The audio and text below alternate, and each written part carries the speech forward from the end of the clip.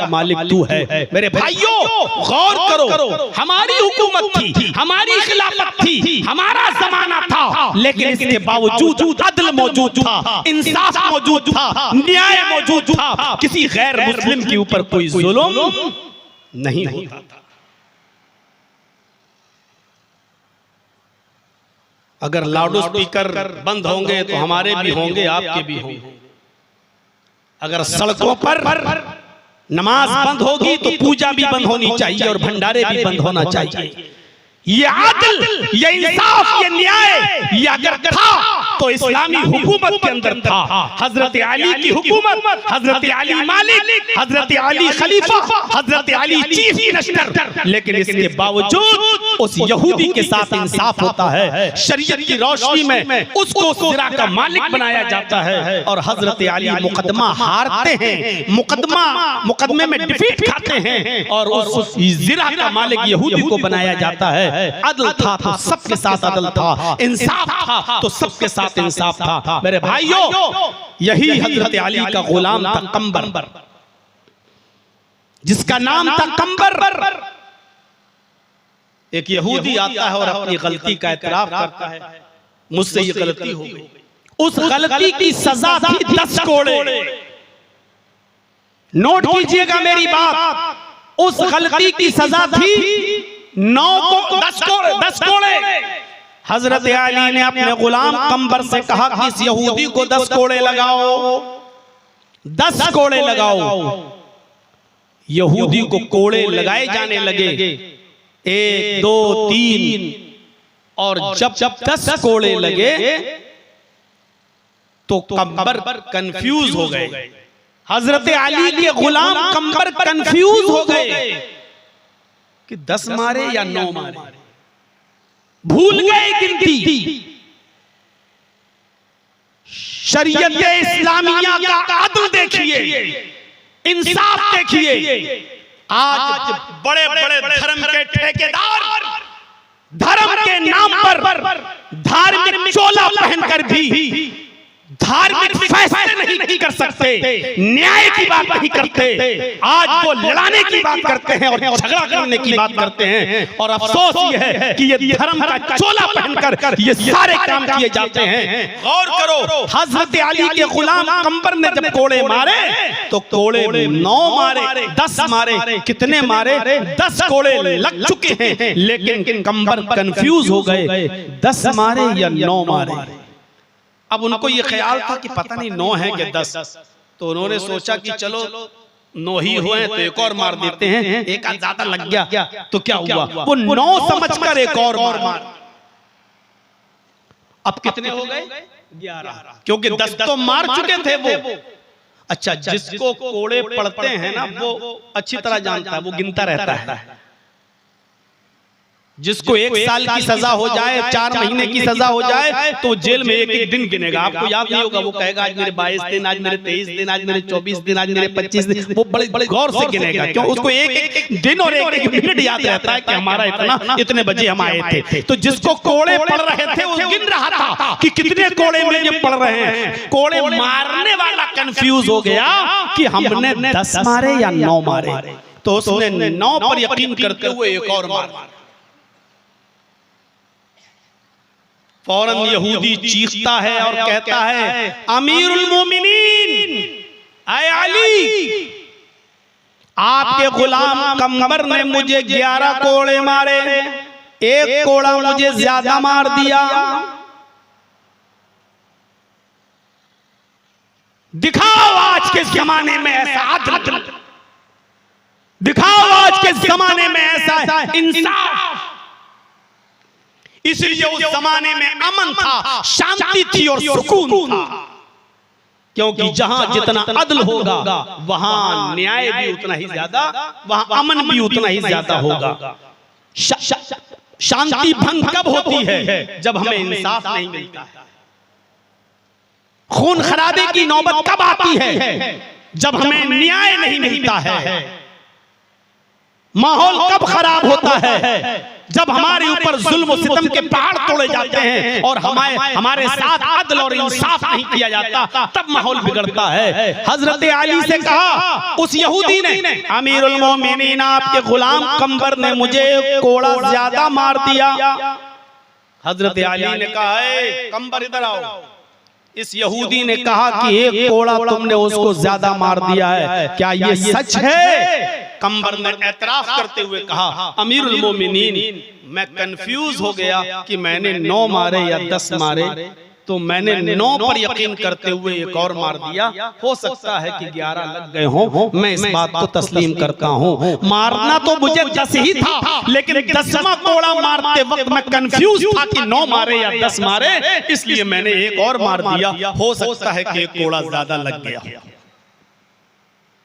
हजरत अली ने कहा तुम्हें यकीन नहीं है, तुम कह रहे हो सकता है, और यहूदी ये कह रहा है कि यकीन के साथ ये कोड़ा ज्यादा मारा है, लिहाजा इस यहूदी की बात को सच्चा माना जाएगा और अब इस यहूदी के हाथ में कोड़ा दिया जाएगा। आए कंबर तुम यहाँ खड़े हो जाओ।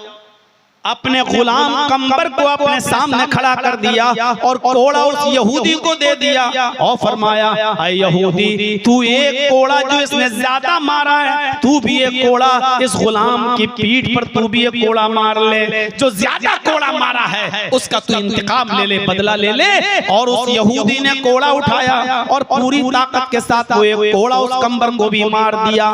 मेरे भाइयों, अदल और इंसाफ उस जमाने में जब अली की हुकूमत है, अली की खिलाफत है, अमन और इंसाफ का दौर है, यहूदी को पूरा का पूरा इंसाफ किया जा रहा है, पूरा का पूरा अदल मिल रहा है। उसने जैसे ही मुकदमा दायर किया कि एक कोड़ा मुझे ज्यादा मारा गया, हजरत अली ने फौरन बदला दिलवाया, फौरन कटघरे में खड़ा किया और फौरन कंबर को एक कोड़ा लगवाया और यहूदी के हाथ से लगवाया। मेरे भाइयों, ऐसी अदल की मिसालें आज के जमाने में नहीं मिल सकती हैं, और जब नहीं मिल सकती हैं इसलिए अमन नहीं, इसलिए शांति नहीं। आज मेरे भाइयों खौफ का माहौल है, दहशत का माहौल है। आज हम डरे हुए और डरा हुआ महसूस कर रहे हैं। उसकी वजह यह है कि आज हमारे साथ अदल नहीं होता है और इंसाफ नहीं होता है। कुरान करीम ने सबसे बुनियादी चीज ये बताई कि कोई हिंदू हो, ईसाई हो, सिख हो, जैनी हो, कोई भी हो, तुम उसके साथ इंसाफ करना, ज्यादती मत करना, जुल्म मत करना। वला यजरिमन्नकुम शनानु कौमिन अला अल्ला तादिलु, कहीं ऐसा ना हो कि किसी कौम की दुश्मनी तुम्हें इस बात पर मजबूर कर दे कि तुम उसके साथ इंसाफ न करो और अपना कराबत देखकर, अपनी रिश्तेदारी देखकर, अपनापन देखकर ये मुसलमान है तो मुसलमान को भाव देते हुए उसके साथ, मेरे भाइयों, उसके साथ तुम्हारा पल्ला झुक जाए और तुम इंसाफ उसके साथ करो। नहीं, काजी शुरैह जिनको हजरत अली ने काजी बनाया, वो काजी शुरैह का बेटा यहूदी से किसी बात पे झगड़ा कर लिया, एक यहूदी बच्चे से किसी बात पे झगड़ा कर दिया और झगड़ा करके आया और कहने लगा कि अब्बू, अपने बाप से, जज से, काजी से, अब्बू आज मेरा एक यहूदी बच्चे के साथ झगड़ा हो गया है। ये मामला था। जरा गौर करो, अगर इस मामले में कोर्ट में, अदालत में मेरी जीत पक्की हो तब तो मैं मुकदमा दायर करूं, और मैं अगर कानूनी दांव पेच से हार रहा हूं तो फिर मैं मुकदमा दायर नहीं करूंगा। काजी शुरैह ने कहा अगर मैंने इसको ये कह दिया कि तुम हार रहे हो तो ये मुकदमा ही दायर नहीं करेगा मेरा बेटा, और जब मुकदमा दायर नहीं करेगा तो उस यहूदी बच्चे को इंसाफ कैसे मिलेगा?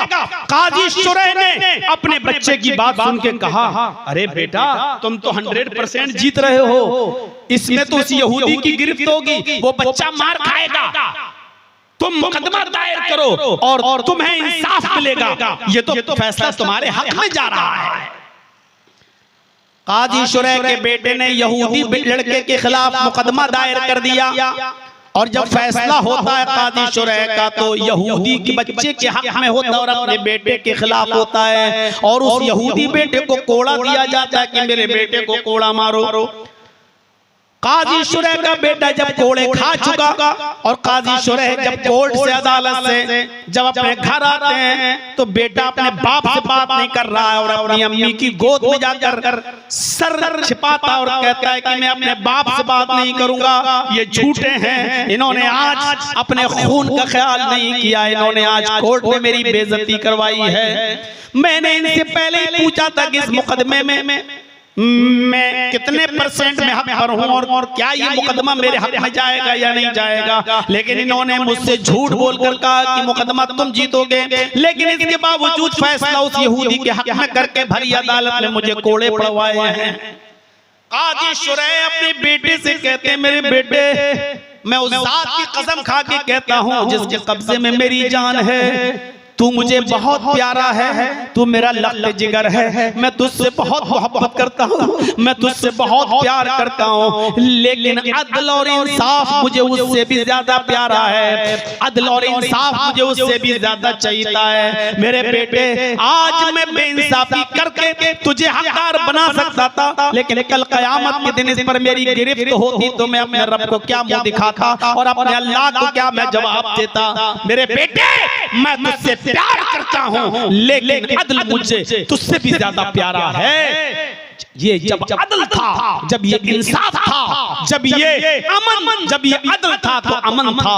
आज अदल नहीं है इसलिए अमन भी नहीं है। आज जब न्याय उठ चुका है और पैसों, कोड़ियों, रिश्वतों और दौलत और खजानों में जब ये अदल और इंसाफ खूंटी की खूंटियों पे टंगा हुआ नजर आता है तो मेरे भाइयों फिर उस मुल्क के अंदर शांति कहां से हो, उस मुल्क के अंदर सुकून कहां से हो, उस बस्ती के अंदर शांति कहां से आए जहां अदल नहीं और इंसाफ।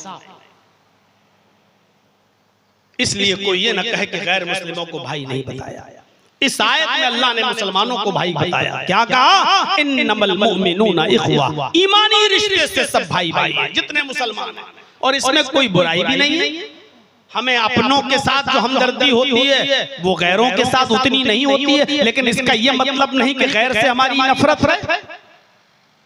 अपने एक बात बताइए, आपका पड़ोसी बेटा, पड़ोसी पड़ोस में रहने वाला पड़ोसी का बेटा बीमार हो जाए, हॉस्पिटल में एडमिट हो जाए, आईसीयू में भर्ती हो जाए, तो आप उसके पड़ोसी होने के नाते क्या करेंगे? आप हॉस्पिटल जाएंगे, आधा घंटा वहां बैठेंगे, उसको तसल्ली देंगे, उसके बाप को तसल्ली देंगे। अगर आपका पड़ोसी गरीब हुआ तो 1000, 2000, 5000 रुपए से आप उसकी मदद भी कर देंगे और आप चले जाएंगे। लेकिन उस पड़ोसी के बेटे के अलावा अगर आपका अपना बेटा बीमार हो जाए, आपका अपना लख्त जिगर बीमार हो जाए, आपकी अपनी औलाद बीमार हो जाए, तो आप क्या करेंगे?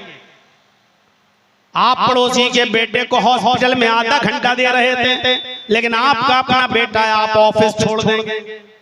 आप कोई बिजनेस करते हैं तो बिजनेस छोड़ देंगे, आप पूरा का पूरा 24 घंटा हॉस्पिटल में देंगे। आप पड़ोसी के बेटे को 1000, 2000, 5000 से मदद कर रहे थे, लेकिन आपका अपना बेटा बीमार है, आप अपनी सारी दौलत लुटा देंगे। आपकी दौलत खत्म हो जाए तो आप अपने बीवी के जेवर तक बेच देंगे, अपनी मोटरसाइकिल और अपनी 4 व्हीलर भी बेच देंगे। जमीन का कोई टुकड़ा पड़ा हुआ है तो अपने बेटे के अच्छे इलाज के लिए आप अपनी जमीन भी बेच देंगे। क्यों? क्योंकि वो आपका अपना बेटा है। तो जो आपको अपनी औलाद से जो लगाव है वो पड़ोसी की औलाद से उतना नहीं है। हालांकि इसका ये मतलब नहीं कि पड़ोसी के बेटे से आप नफरत कर रहे हैं। सारी दुनिया के इंसान इंसानी रिश्ते से भाई भाई हैं, लेकिन सारी दुनिया के मुसलमान आपस में भाई भाई हैं, और ईमानी रिश्ता इंसानी रिश्ते से बढ़कर है। इसमें कोई बुरी बात नहीं, इसमें बुराई क्या है? आदी इब्ने उमैर का नाम सुने? गौर से सुनिए। जंगे बद्र में ये अबू जहल का साथ दे रहा था।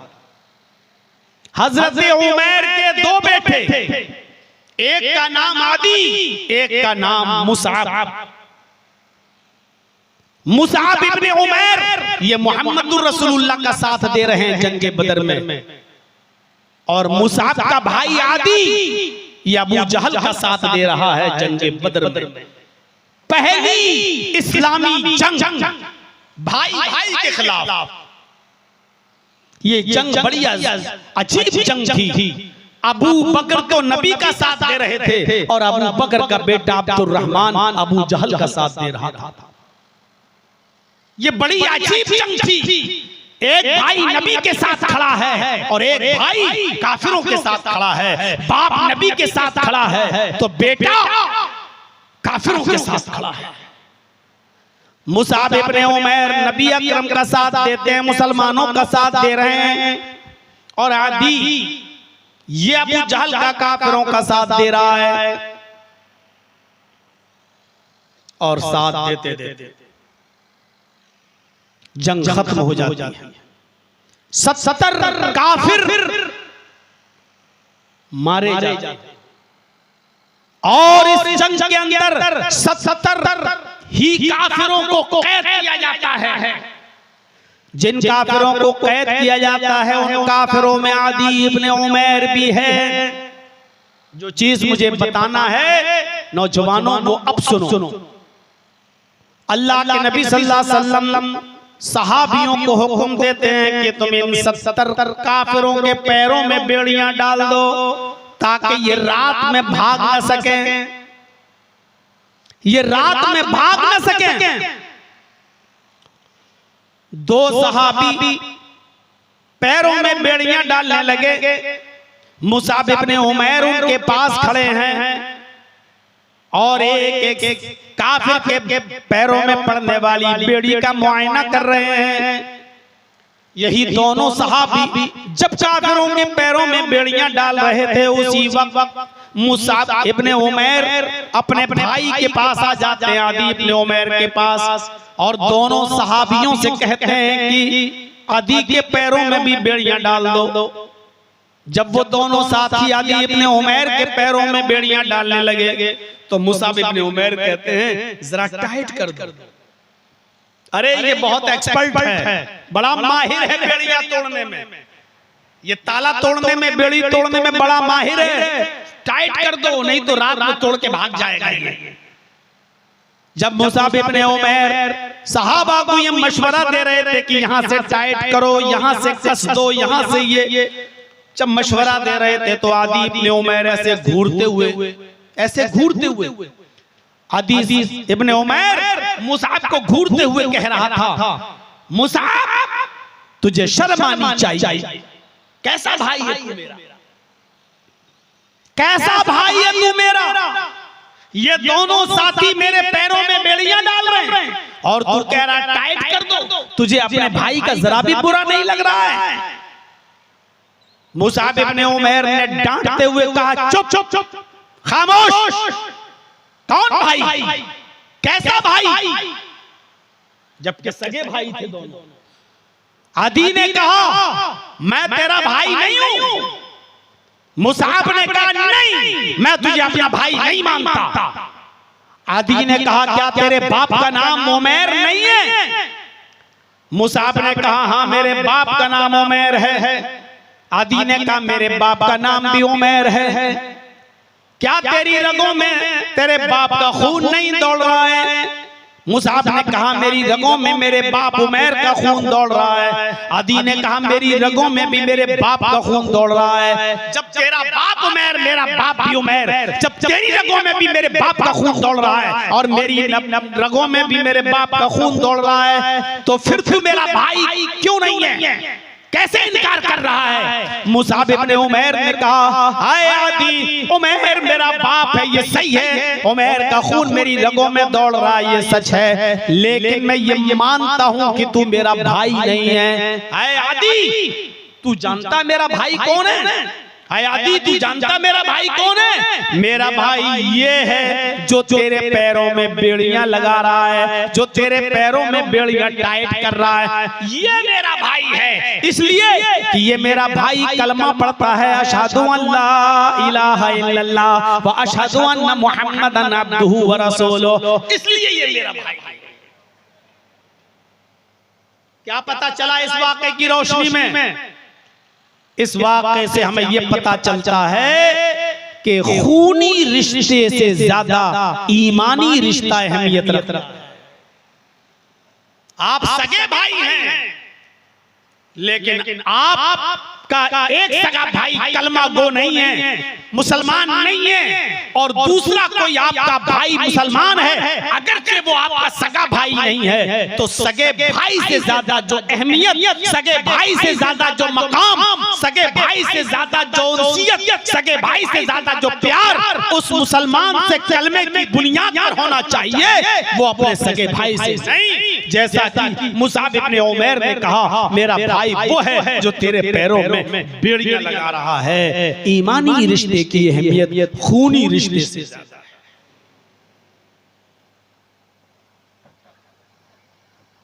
इसीलिए जब मुहाजिरीन ने हिजरत करके मक्का से मदीना शरण ली और अल्लाह के नबी सल्लल्लाहु अलैहि वसल्लम ने अंसार और मुहाजिरीन के दरमियान जब मुआखात पैदा की, जब भाईचारा कायम किया, तो वहां के लोगों ने अपने भाइयों को अपनी जमीनों से हिस्से नहीं दिए, जायदादों से हिस्से नहीं दिए, बल्कि यहाँ जब मक्के के मुहाजिर जब मदीने पहुंचते हैं और अल्लाह के नबी ने जब ईमानी रिश्ते से उनका भाईचारा कायम कराया, मुआखात पैदा कराई, तो जिसके पास 2 खेत थे उसने एक खेत दे दिया, जिसके पास 2 जमीनें थी उसने एक जमीन दे दी, जिसके पास 2 मकान थे उसने एक मकान दे दिया।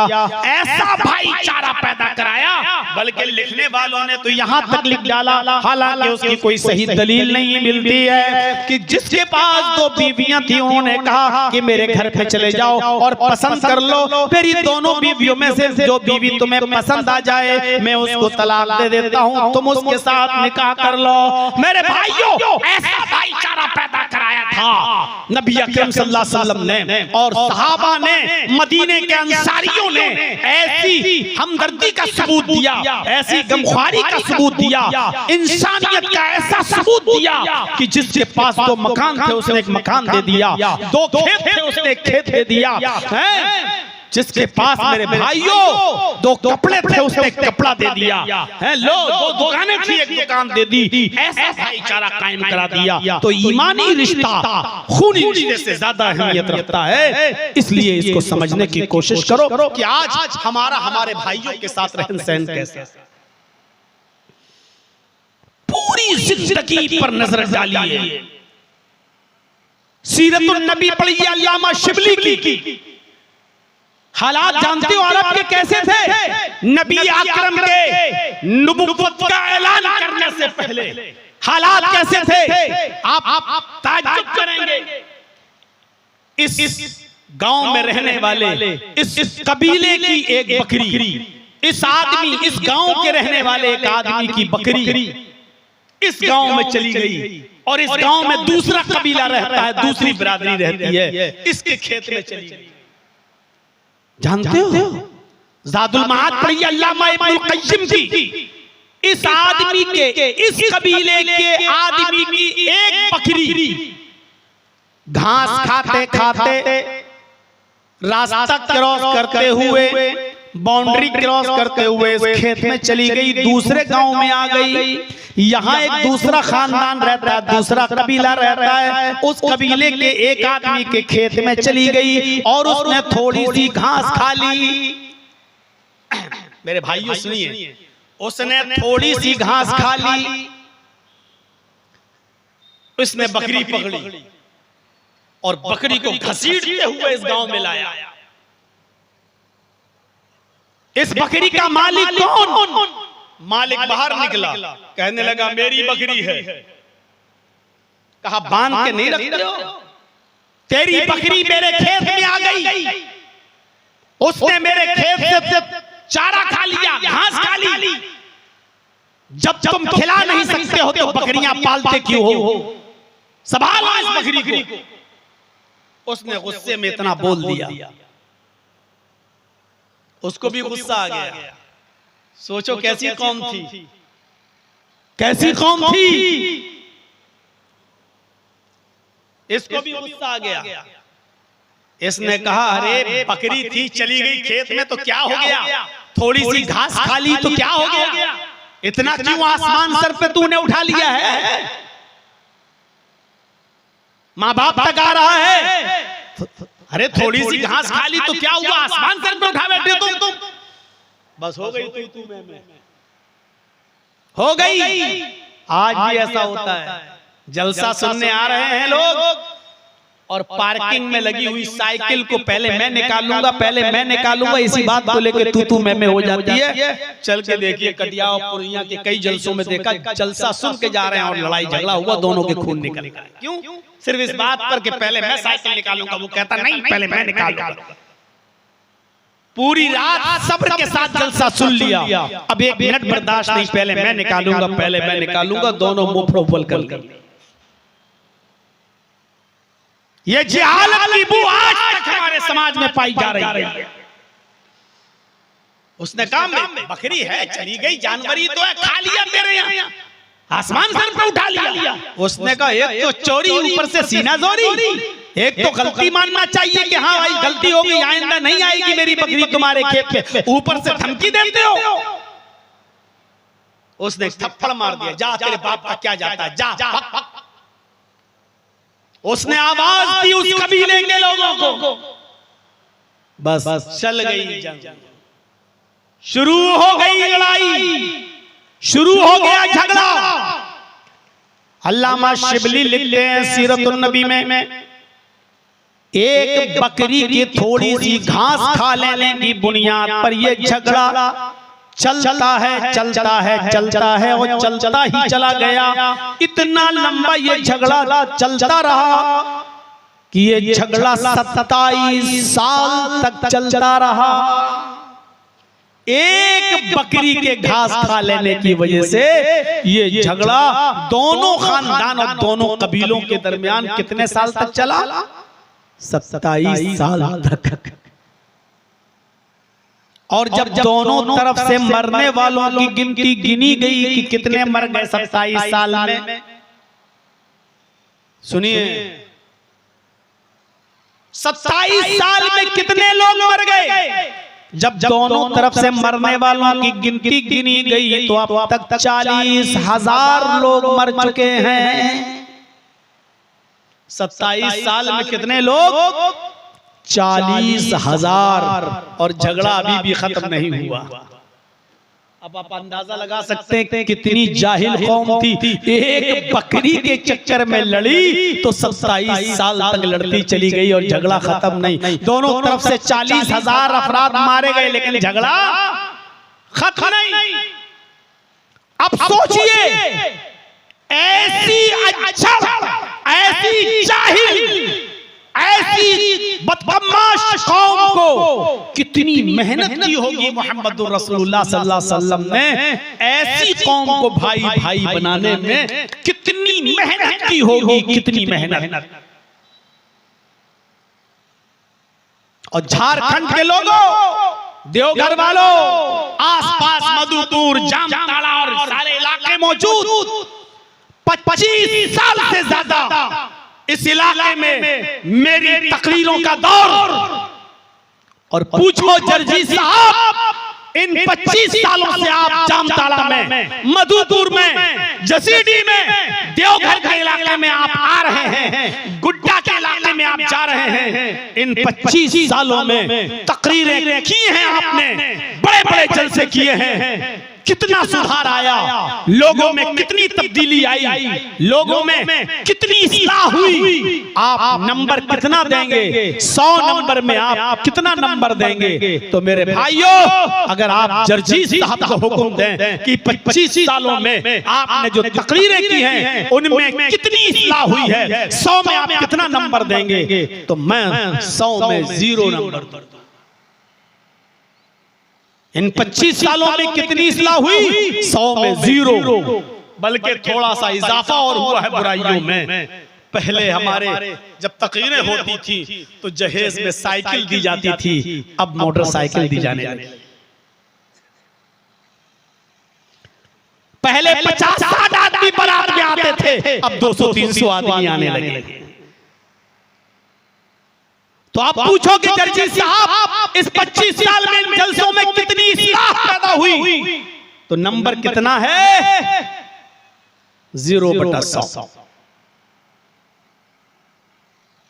बल्कि इजाफा और हुआ है, माइनस में और चले जाएंगे। क्या आज शादियां हो जाती हैं?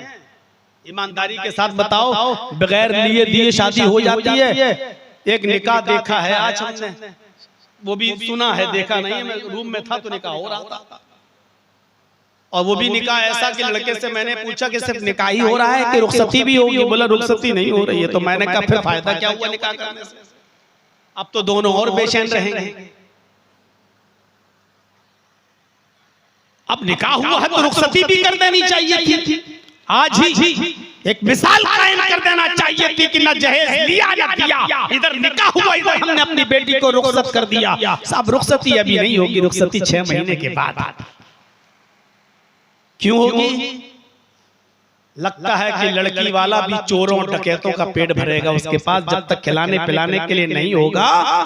दिल तो करता है बारातियों को आतंकवादी बोल। जब तक ये पेट नहीं भरेगा तब तक बेटी की रुखसती नहीं होगी। 25 साल तो कम से कम मुझे हो ही गए, लेकिन इस्लाह के नाम की कोई चीज नहीं। और इस्लाह देखना है 25 सालों में तो अभी 3 बजे के आसपास तकरीर खत्म होगी। 3:20 या 25 पर अजान का वक्त है। आप इन जलसों से कितनी इस्लाह हुई, अपनी मस्जिद से सवाल करना। मस्जिद के नमाज़ी आपको बता देंगे कि इस जलसे का कितना असर इस समाज पर, इस सोसाइटी पर, इस कौम पर हुआ है। और आपकी मस्जिद गवाही दे देगी कि इस जलसे का कितना असर हमारी जात पर पड़ा है और हमारे नफ्सों पर पड़ा है। बुरा मत मानिएगा, बड़ी मेहनत करके आपने जलसा कराया है मेरे भाइयों। हम नौजवानों के हौसले नहीं तोड़ना चाहते हैं। जिन लोगों ने इसमें हिस्सा लिया है, अल्लाह रब्बुल आलमीन उनके रिज़्क़ में, रोजी रोटी में बरकत अता फरमाए, उनको कामयाबी की राह पे हमकिनार फरमाए। मैं मना नहीं, मैं ये नहीं कह रहा हूं कि तुम्हारे हौसले पस्त होना चाहिए, मैं तुम्हारे लिए कोई हौसले तोड़ने की बात कर रहा हूं, नहीं। लेकिन मैं ये कह रहा हूं कि इसके असरात क्या है हमारी जिंदगी पर, कोई असर तो दिखना चाहिए। कुरान की आयत पढ़ी जाती है, उसका क्या असर पड़ता है हमारी जिंदगी पर? हजरत अबू तलहा अंसारी मस्जिद के अंदर कुरान की तिलावत कर रहे हैं।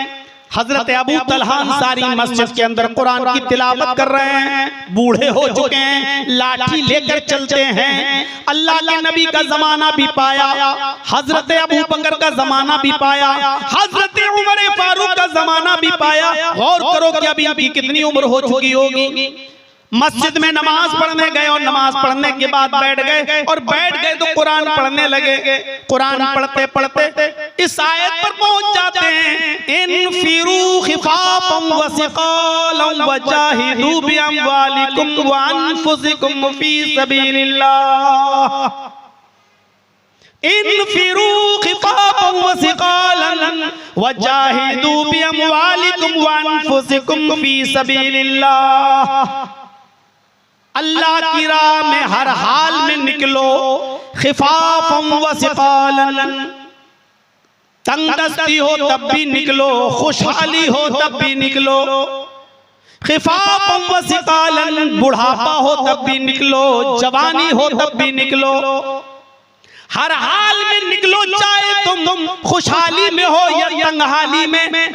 अल्लाह की राह में हर हाल में निकलो और अपनी जानों से और अपने मालों से जिहाद करो।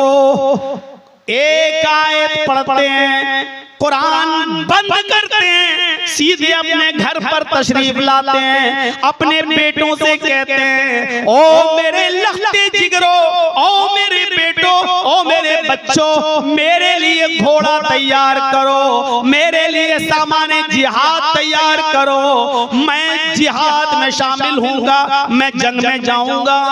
बेटे हंसने लगे, ये बुढ़ा सटिया गया, ये बुढ़ा सटिया गया। 80 साल से ज्यादा उम्र हो रही, कमर झुक झुकी, लाठी टेके चलता है, कह रहा मैं जिहाद करूंगा। सोचा शायद मेरा बाप मजाक कर रहा है। कहा अब्बू आप जिहाद के लिए जाएंगे, कमर झुक चुकी है, लाठी लेकर तो मस्जिद में जाते हो। कहने लगे मेरे बेटो ये तुम्हारी दलीलें नहीं मानूंगा, कुरान कह रहा है खिफाफुम व सिकालन, हर हाल में निकलो, खुशहाली में भी निकलो, तंगी में भी निकलो, बुढ़ापे में भी निकलो, जवानी में भी निकलो। कुरान तो कोई मजबूरी नहीं बतला रहा है, हमें जिहाद में जाना है। बेटों ने कहा अब्बू घर में बैठो, जिहाद में हम जाएंगे, आप छोड़ो। कहा मेरे बेटो तुम्हें करना ना करना तुम जानो, हमें तो जिहाद में जाना है।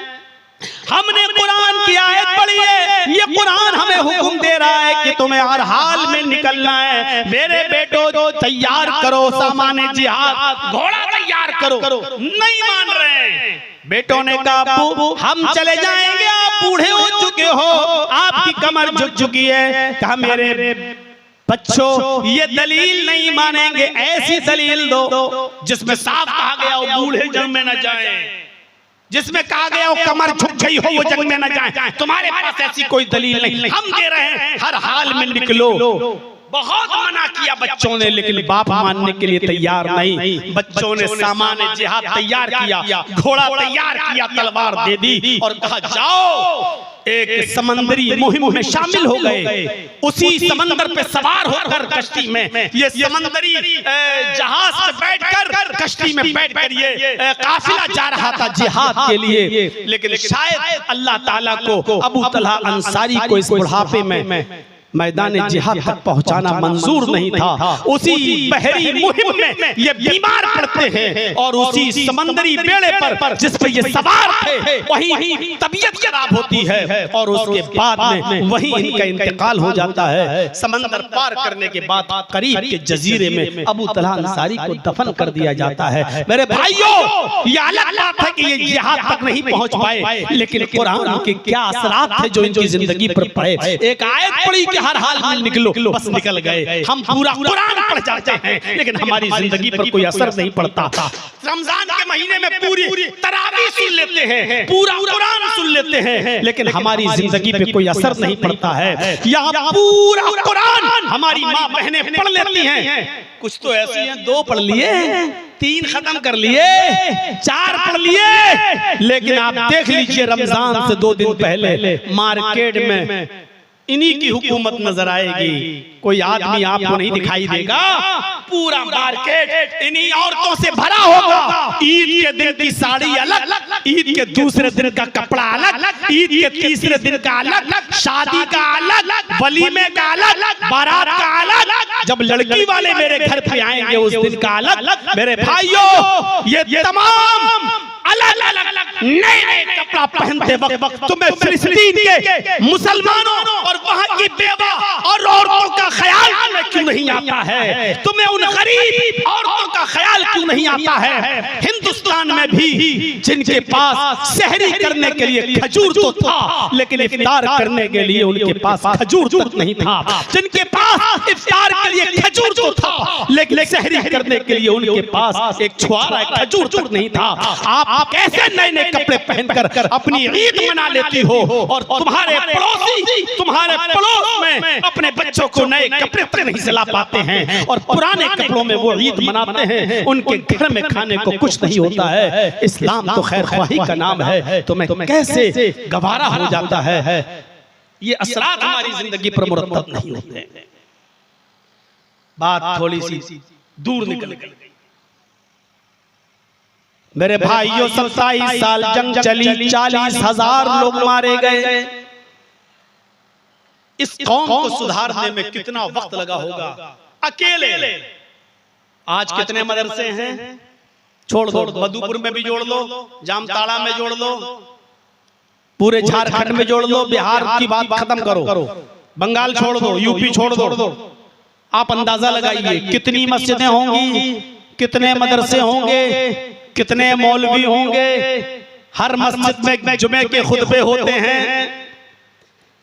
इतने मौलवी, इतने मदरसे, इतनी मस्जिदें, इतने खुतबे, इतनी तकरीरें और 25 साल से ज्यादा का जमाना मेरा। इसके बावजूद सिर्फ एक बुराई हम माशरे से खत्म नहीं कर पाए, एक बुराई जहेज की लानत हम अपनी इस बुराई को भी माशरे से खत्म नहीं कर पाए। मोहम्मदुर रसूलुल्लाह ने जब आवाज उठाई अकेले दम पे तो जुआ खेला जाता था। इतना भयंकर जुआ खेला जाता था कि लोग जुए में रकम हार जाते थे तो मकान लगा देते, मकान जुए में हार जाते थे तो अपनी बीवी जुए में लगा दिया करते थे, और बीवी भी जुए में हार जाते थे तो पढ़िए इब्नुल क़य्यिम की ज़ातुल मआद, वो अपनी बेटी भी जुए में लगा दिया करते थे, और जब बेटी भी जुए में हार जाते थे तब कहते थे अब मैं हार गया। रकम हार गए तो हार नहीं मानते थे, मकान भी हार गए तो हार नहीं मानते थे, बीवी भी हार गए तो हार ही नहीं मानते थे, जब बेटी भी हार जाते थे तब कहते थे अब मैं हारा। इतनी जुआरी कौम थी, शराब पीते थे वो लोग। उनके घर में जब कोई बच्चा पैदा होता था तो उसके हलक में मां के दूध का कतरा नहीं, शहद का कतरा नहीं, उनके घर में जो बच्चा पैदा होता था सबसे पहले बाप शराब की बूंद, शराब का कतरा उस बच्चे के हलक में डालता था और फख्र करके कहता था हमने अपने बाप दादा की रस्म को जिंदा किया है, मैंने अपने बेटे को शराब का घूंट पिलाया है, शराब का कतरा उसके हलक में डाला है। जिस बच्चे की दुनिया में पैदाइश के बाद उसके हलक में सबसे पहले शराब का कतरा जाता हो, जरा अंदाजा लगाओ कि उस बच्चे की नशोनुमा, उस बच्चे की तरबियत, उस बच्चे की परवरिश किस माहौल में होती हो। औरतों का हाल पढ़िए, सफीउर रहमान साहब मुबारकपुरी रहमतुल्लाह अलैह की किताब अर्रहीकुल मख्तूम। खाने काबा में औरतों को कपड़ा पहनकर तवाफ करने का हक हासिल नहीं था। ज़माने जाहिलियत में सारे कपड़े उतार कर तवाफ करती थी औरतें, उनके जिस्म पर कपड़े का एक तार नहीं होता था। कमा वलदत उम्मुहा, जैसे आज ही उसकी माँ ने उसको पैदा किया, जैसे कोई लड़की बच्ची अपने माँ के पेट से पैदा होती है वो नंगी होती है बरहना, बिल्कुल उसी तरीके से औरत खाने काबा का तवाफ करती थी, कपड़े का एक तार उसके जिस्म पर नहीं होता था। और मुख्तलिफ उलमा को मुख्तलिफ अनावीन पर उनके मुख्तलिफ उसलूब और लहजे में आपने बहुत ही संजीदगी के साथ, बहुत ही मतानत के साथ और सब्र के साथ आपने सुना, और अभी भी आप बैठे हुए हैं। अल्लाह से दुआ है कि अल्लाह आलमीन हम कहने वालों को भी और सुनने वालों को भी अमल की पूरी पूरी तौफीक अता फरमाए। आज हम आपके सामने जिस मौजू पर गुफ्तगू करना चाहते हैं, मैं चाहता हूं वो मुआशरे का एक जबरदस्त पहलू है और उसकी बहुत ज्यादा सख्त जरूरत भी है। हमारा आपस में क्या मामला है? हम मुसलमान तो कहलाते हैं, लेकिन आपस में हमारा रहन सहन और हमारा तरीका क्या होना चाहिए, इस पर आज हमें जोर देने की जरूरत है। कुरान करीम की जो आयत करीमा हमने आपके सामने तिलावत की है, उसमें अल्लाह रब्बुल आलमीन ने यही फरमाया, इन्नमल मुमिनूना इख्वा, सारे मुसलमान भाई। कोई गलत फहमी में मुब्तला न हो कि साहब मुसलमानों को आप अपना भाई कह रहे हैं, और अल्लाह ने यह कहा है कि सब मुसलमान आपस में भाई हैं। इसका मतलब यह हुआ कि मुसलमान सिर्फ आपस में एक दूसरे का ख्याल रखें और दूसरे लोग भाई नहीं हैं, ऐसी बात नहीं। ईमानी रिश्ते से यहां सारी दुनिया के मुसलमानों को भाई कहा गया है, वरना कुरान करीम ने इंसानी रिश्ते से भी सबको भाई करार दिया। अब दो हैसियतें हो गई हैं, इंसानी रिश्ते से पूरी दुनिया की इंसानियत आपस में भाई भाई, और ईमानी रिश्ते से हम मुसलमान आपस में भाई भाई। यहां मैंने जो कुरान की आयत पढ़ी है वो ईमानी रिश्ते से ताल्लुक रखती है, जिसमें सारी दुनिया के मुसलमानों को आपस में भाई भाई कहा गया है। लेकिन इसका यह हरगिज मतलब नहीं है कि गैर मुस्लिम हमारा भाई नहीं है, एक हिंदू हमारा भाई नहीं है, एक यहूदी हमारा भाई नहीं है, एक ईसाई हमारा भाई नहीं है, एक सिख हमारा भाई नहीं है। ये बिल्कुल कोई आदमी इस गलतफहमी में न रहे। कुरान करीम सारी दुनिया के इंसानों को भी आपस में भाई भाई बता रहा है। या अय्युहन नास इन्ना खलकनाकुम मिन ज़करिन व उन्सा वजअलनाकुम शुऊबन व क़बाइल लितआरफू इन्ना अक्रमकुम इंदल्लाहि अत्क़ाकुम। हाय संपूर्ण जगत की मानव जाति, हाय सारी दुनिया के इंसानों, हाय सारी दुनिया के इंसानों, हमने तुमको एक ही मर्द से और एक ही औरत से पैदा किया है, तुम एक ही बाप के और एक ही माँ के बेटे हो। इन्ना खलकनाकुम मिन ज़करिन व उन्सा, तुम्हारा बाप एक, तुम्हारी माँ एक, हमने तुम सबको एक ही बाप से और एक ही माँ से पैदा किया है। तुम सबके बाप आदम है, तुम सबकी माँ हव्वा है, तुम सब आदम और हव्वा की औलाद हो, तुम सब आदम और हव्वा के बेटे हो। और यह खिताब अल्लाह ने मुसलमानों से नहीं किया, या अय्युहन नास कहकर सारी दुनिया के लोगों को मुखातब किया। आए सारी दुनिया के लोगों, आए सारी दुनिया के इंसानों, हमने तुमको एक मर्द और एक औरत से पैदा किया है। जब हम सब एक बाप के और एक माँ के बेटे हैं, एक ही परम पिता की संतान हैं, तो बताइए फिर हम सब भाई भाई हुए कि नहीं? इंसानी रिश्ते से सब भाई भाई। और इसीलिए बहुत से अहकाम ऐसे हैं जिसमें गैर मुस्लिमों की रियायत की गई है। जैसे अदल व इंसाफ का ताल्लुक है, अगर इंसाफ करने का मामला आ जाए और एक गैर मुस्लिम और एक मुसलमान का झगड़ा सामने आ जाए, एक ईसाई और एक मुसलमान, एक यहूदी और एक मुसलमान, एक सिख एक जैनी एक मुसलमान का झगड़ा आ जाए, और हक पर वो गैर मुस्लिम हो, हक पर वो हिंदू हो, हक पर वो ईसाई हो, हक पर वो सिख हो, वो जैनी हो, और मौलाना जर्जी साहब जज हो, फैसला करने वाले हो, कुर्सी में जो है उस कज़ा पर बैठे हो, तो जर्जी साहब की जिम्मेदारी ये बनती है कि जो हक पर है आप दलाइल की रोशनी में और सबूत की रोशनी में उस अहले हक के बारे में आप जबान खोलेंगे। ये नहीं देखेंगे कि ये मेरा मुसलमान भाई है तो मेरा फैसला मुसलमान के हक में जाना चाहिए। आप अगर ऐसा करते हैं तो गलत है। कुरान करीम ने इस इंसानियत का दर्स देते हुए कितने शानदार अल्फाज में ये जुमले अदा किए हैं। वला यजरिमन्नकुम शनानु कौमिन अला अन ला तादिलू। ऐ मुसलमानों, कहीं ऐसा न हो कि तुम्हें किसी कौम की दुश्मनी, तुम्हें किसी कौम की सख्त दिली, तुम्हें किसी कौम की अदावत इस बात पर मजबूर कर दे कि तुम उनके साथ इंसाफ न कर सको। ये मेरा मुसलमान भाई है, चाहे कितनी गलती की हो लेकिन फैसला हमारा इसके हक में जाएगा। ऐसा नहीं होना चाहिए। वला यजरिमन्नकुम शनानु कौमिन अला अन ला तादिलू।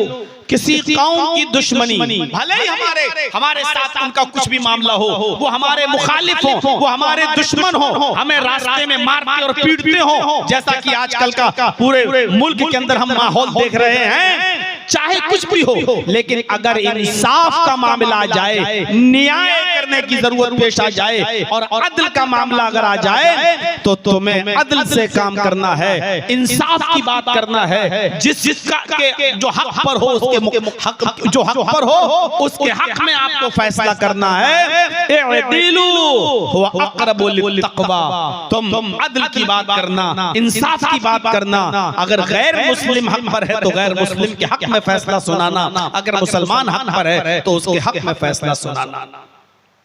इस्लाम की तारीख में एक जंग हुई थी, गज़वा, जिसका नाम था गज़वा खैबर।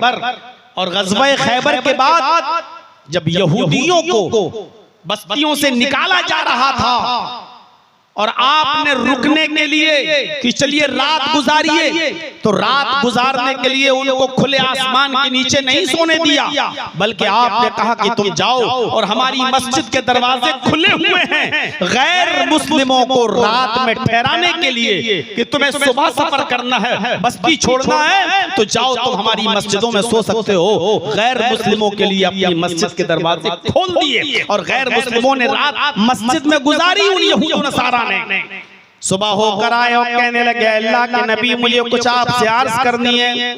आपने कहा बताओ क्या?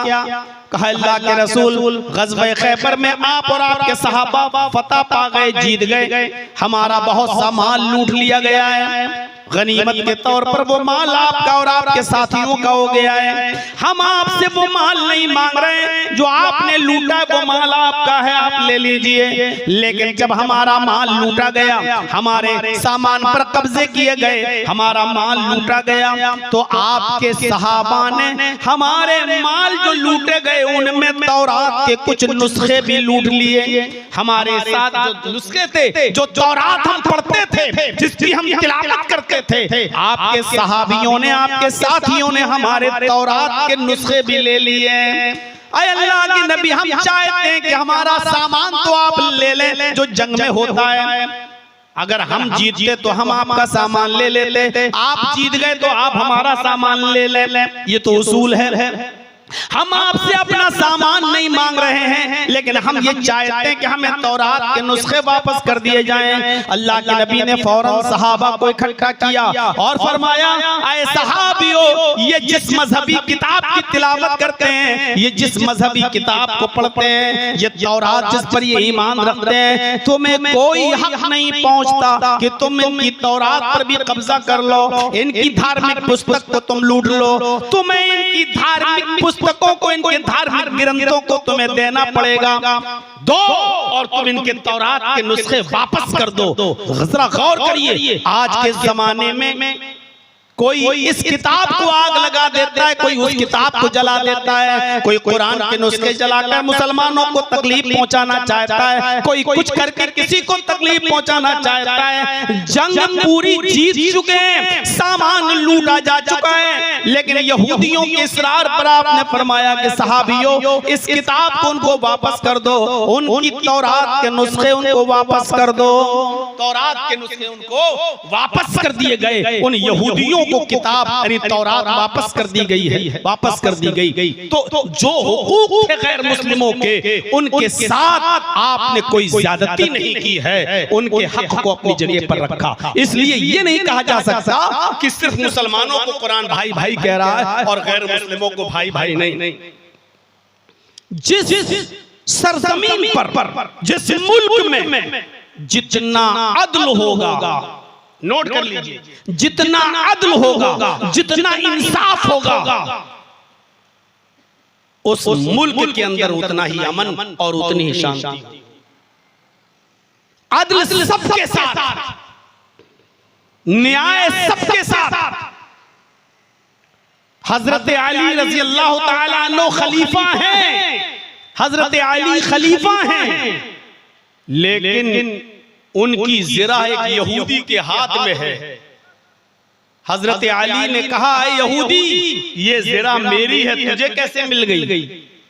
यहूदी कहता है, ऐ अली, आप झूठ बोल रहे हैं, ये ज़िरा मेरी। गौर करो, जर्जी साहब आपके इस देवघर के डीएम हो और मैं ये कहूं कि ये चीज मेरी है तो आदमी मारे डर के दे देगा, नहीं भी होगी तो लो भाई साहब ले लीजिए। पता नहीं पूरे इलाके की पुलिस कहीं हमारे घर पे ना आ जाए और 1000 मुकदमे हमारे ऊपर दायर ना कर दिए जाएं। हजरत अली खलीफा और कह रहे यहूदी ये ज़िरा मेरी है। यहूदी क्या कह रहा है? अली आप झूठ बोल रहे हैं। अमीरुल मोमिनीन से कह रहा है, खलीफतुल मुस्लिमीन से कह रहा है आप झूठ बोल रहे हैं, ये ज़िरा मेरी। हजरत अली ने कहा कोई बात नहीं, हम कोर्ट से अदालत से मुकदमा दायर करके ये ज़िरा ले लेंगे। हजरत अली को भी कोर्ट जाना पड़ा, अदालत जाना पड़ा और उस यहूदी के खिलाफ मुकदमा दायर करना पड़ा। यहूदी अपनी तारीख पर आता है। काजी शुरै ने पूछा, अय अली मुद्दई आप हैं, दावा आपने किया है, आप क्या कहना चाहते हैं? हजरत अली ने कहा इस यहूदी के पास जो ज़िरा है वो मेरी है। काजी शुरै ने पूछा, आए यहूदी तुम अपनी सफाई में क्या कहना चाहते हो? उसने वही जुमले दोहराए। काजी साहब ये हजरत अली झूठ बोल रहे हैं, मेरे पास ये ज़िरा कई महीनों से है, ये ज़िरा मेरी है, ज़िरा का मालिक मैं हूँ। अब हजरत अली से उसूल देखिए, ज़ाब्ता देखिए। अब हजरत अली से कहा जा रहा है, काजी ने हजरत अली से कहा, अय अली दावा आपने किया है ये ज़िरा मेरी है तो दलील आपको देना पड़ेगी, सबूत आपको देना पड़ेगा। अब आप साबित कीजिए कि ये ज़िरा आपकी है। आप कह रहे हैं कि मेरी ज़िरा है तो आप साबित कीजिए, कोई गवाह पेश कीजिए। हजरत अली ने अपने बेटे को पेश कर दिया, बेटे बताओ ये ज़िरा किसकी है? और जैसे ही बेटे ने हसन ने गवाही दी कि ये ज़िरा मेरे अब्बू की है, काजी शुरै ने टोकते हुए कहा, अय अली तुम्हें मालूम है शरीयत का कानून, शरीयत ये कहती है कि बाप के हक में उसका बेटा गवाही नहीं दे सकता है। बाप के हक में बेटे की गवाही मानी नहीं जाती। शरई उसूल के तहत आप ये गवाही खारिज की जाती है, आप कोई दूसरा गवाह लेकर आइए। खलीफा के खिलाफ काजी फैसला सुना रहा है कि आपने जो गवाह पेश किया वो आपका बेटा है और आपका बेटा तो आपकी वाली बात कहेगा, इसलिए शरीयत की रोशनी में बाप के हक में बेटे की गवाही काबिल कबूल नहीं है, लिहाजा आपके बेटे की गवाही नहीं मानी जाएगी, आप दूसरा गवाह पेश कीजिए। हजरत अली ने अपना गुलाम पेश कर दिया। काजी ने कहा, अय अली ये गुलाम भी आपका है, मालिक आप हैं। गुलाम भी वही बोलता है डर की वजह से जो उसका मालिक चाहता है, लिहाजा शरीयत की रोशनी में मालिक के हक में उसका गुलाम भी गवाही नहीं दे सकता। आजकल की कोर्ट और अदालत नहीं थी कि झूठे गवाह तमाम पेश कर दो। 1000 रुपए 500 रुपए में गवाह कोर्ट और कचहरियों के बाहर घूमते रहते हैं। हजरत अली चाहते तो ऐसे तमाम मुसलमान उनकी गवाही के हक में आ सकते थे, लेकिन कोई नहीं। हजरत अली ने न तो गवाही कोई झूठी दिलवाई और न ही अपने बेटे और अपने गुलाम के अलावा कोई और गवाह पेश किया। और काजी शुरै से कहा, काजी साहब बेटे और गुलाम के अलावा मेरे पास और कोई गवाह नहीं है। काजी ने उसी वक्त फैसला यहूदी के हक में सुना दिया, ऐ यहूदी ये ज़िरा तुम्हारी है, क्योंकि अली अपने दावे की रोशनी में दलील पेश नहीं कर सके, अपनी ज़िरा के लिए सबूत पेश नहीं कर सके, कोई गवाह ऐसा नहीं ला सके जिसकी गवाही काबिल कबूल हो, लिहाजा इस ज़िरा के मालिक आप। यहूदी कोर्ट से निकला, अभी चंद कदम आगे बढ़ा और थोड़ी दूर जाने के बाद कहता है कि आय अली यही देखना चाहता था मैं कि आप खलीफा हैं, झूठी गवाही की बुनियाद पर आप एक बात को सही तो नहीं कर लेते हैं, लेकिन आपके खलीफा होने के बावजूद आपके जज ने, काजी ने वही फैसला सुनाया जो कुरान और हदीस कहता है, जिसका इस्लाम हुक्म देता है। यकीनन ये ज़िरा मेरी नहीं है, ये ज़िरा आप ही की है। सिफ़ीन जाते वक्त ये ज़िरा आपकी गिर गई थी और ये ज़िरा हमें रास्ते में मिल गई थी, ये ज़िरा आप ही की है। लेकिन मैं इम्तिहान लेना चाहता था कि देखें काजी साहब खलीफा का दबाव और प्रेशर में आकर अली के हक में फैसला सुनाते हैं या ये जिरा का मालिक मुझे बनाते हैं, मैं यकीन के साथ कह सकता हूं काजी साहब ने वही फैसला किया है जो फैसला शरीयत इस्लाम बताता है, कुरान बताता है, हदीस बताती है। काजी साहब ने वही फैसला सुनाया और वो यहूदी वो जिरा हजरत अली को देता है और उसी वक्त कलमा पढ़ता है, अशहदु अल्ला इलाहा इल्लल्लाह व अशहदु अन्ना मुहम्मदन अब्दुहु व रसूलुहु। हजरत अली ने कहा यहूदी जब तू इस्लाम ला ही चुका है और जब तूने कलमा पढ़ लिया है तो ये जिरा मैंने तुझे अब हदिये में दे दी, तोहफे में दे दी। अब इस जिरा का और मुख्तलिफ उलमा को मुख्तलिफ अनावीन पर उनके मुख्तलिफ उसलूब और लहजे में आपने बहुत ही संजीदगी के साथ, बहुत ही मतानत के साथ और सब्र के साथ आपने सुना और अभी भी आप बैठे हुए हैं। अल्लाह से दुआ है कि इलाहुल आलमीन हम कहने वालों को भी और सुनने वालों को भी अमल की पूरी पूरी तौफीक अता फरमाए। आज हम आपके सामने जिस मौजू पर गुफ्तगू करना चाहते हैं मैं चाहता हूं वो मुआशरे का एक जबरदस्त पहलू है और उसकी बहुत ज्यादा सख्त जरूरत भी है। हमारा आपस में क्या मामला है? हम मुसलमान तो कहलाते हैं लेकिन आपस में हमारा रहन सहन और हमारा तरीका क्या होना चाहिए, इस पर आज हमें जोर देने की जरूरत है। कुरान करीम की जो आयत करीमा हमने आपके सामने तिलावत की है उसमें अल्लाह रब्बुल आलमीन ने यही फरमाया, इन्नमल मुमिनूना इख्वा, सारे मुसलमान भाई। कोई गलत फहमी में मुब्तला न हो कि साहब मुसलमानों को आप अपना भाई कह रहे हैं और अल्लाह ने ये कहा है कि सब मुसलमान आपस में भाई हैं, इसका मतलब ये हुआ कि मुसलमान सिर्फ आपस में एक दूसरे का ख्याल रखें और दूसरे लोग भाई नहीं हैं। ऐसी बात नहीं। ईमानी रिश्ते से यहां सारी दुनिया के मुसलमानों को भाई कहा गया है, वरना कुरान करीम ने इंसानी रिश्ते से भी सबको भाई करार दिया। अब दो हैसियतें हो गई हैं, इंसानी रिश्ते से पूरी दुनिया की इंसानियत आपस में भाई भाई और ईमानी रिश्ते से हम मुसलमान आपस में भाई भाई। यहां मैंने जो कुरान की आयत पढ़ी है वो ईमानी रिश्ते से ताल्लुक रखती है जिसमें सारी दुनिया के मुसलमानों को आपस में भाई भाई कहा गया है। लेकिन इसका यह हरगिज़ मतलब नहीं है कि गैर मुस्लिम हमारा भाई नहीं है, एक हिंदू हमारा भाई नहीं है, एक यहूदी हमारा भाई नहीं है, एक ईसाई हमारा भाई नहीं है, एक सिख हमारा